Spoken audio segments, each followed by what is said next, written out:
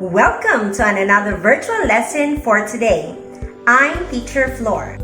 Get ready and enjoy learning English at the very comfort of your homes. Now, what are you waiting for? Grab your pen, notebook, and self-learning modules and let's get started. Now, to start with, let us read and examine the following sentences. Sentence 1. My 85-year-old grandmother is too old to travel with us. Sentence 2. My 85-year-old grandmother might be too old to travel with us. What have you noticed in sentence 1 and 2? Do they have the same meaning? If not, what are their differences? Obviously, sentence 1 and 2 have different meanings. Sentence 1 states a fact that my grandmother is too old for traveling. Meanwhile, sentence 2 states a possibility that she could no longer travel due to her age. How do the sentences differ in meaning? Certainly, it is because of the word might in sentence number 2. The word might here is an example of modal expression that functions as a verb. Aside from might, there are other commonly used modal verbs that functions as a verb, such as may, can, could, shall, should, will, and would.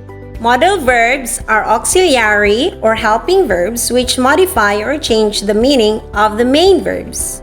We can use modal verbs in asking for permission, in expressing ability or obligation, in making a request, and in showing willingness. To learn more about the other uses of modal verbs, please refer to the list presented in Module 3, pages 5 and 6. Going back to the sentences 1 and 2 above, the main verb is the verb phrase to travel, while the phrase might be is a helping verb that changes the meaning of the sentence. Now that you already know the meaning and the different modal verbs, as well as their different uses, it is now time to put it into practice. Now get your pen and notebook and let's start answering assessment number 1. Determine the function of the underlined modal verb as used in the sentence. Write the letter of your answer in your notebook. Sentence number 1. Could you close the door for me? The underlined modal verb is could, and here are your options. A. Permission. B. Offer. C. Promise. D. Request. Sentence number 2. I will eat my breakfast now. The underlined modal verb is the word will, and here are your options. A. Ability. B. Decision. C. Permission. D. Promise. Sentence number 3.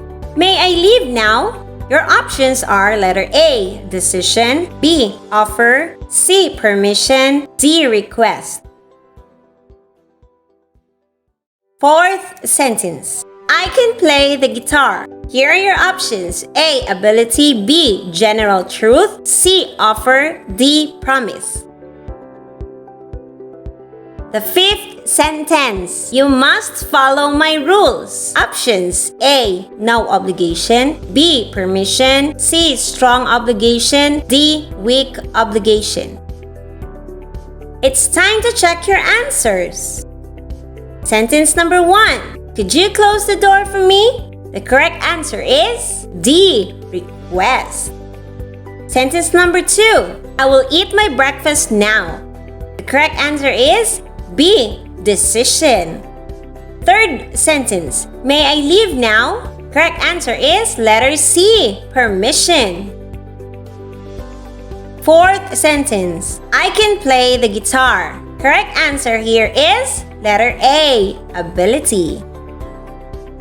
Last but not the least, fifth sentence, you must follow my rules. Correct answer is letter C, strong obligation. Good job, everyone! Now, for you to practice more in determining the function of a modal verb in the sentences, I'd like you to complete the exercises and practices in your module pages 7 to 10. Again, what are modal verbs? Modal verbs are auxiliary or helping verbs that change the meaning of the main verb. We can use modals in asking for permission, expressing ability or obligation, in making a request, and in showing willingness, and many other more ways. I hope you've enjoyed our lesson for today, and I also hope that you'll continue answering your modules at home.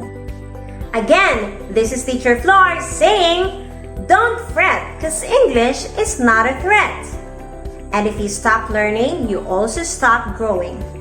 Stay at home and stay healthy. See you soon. Bye.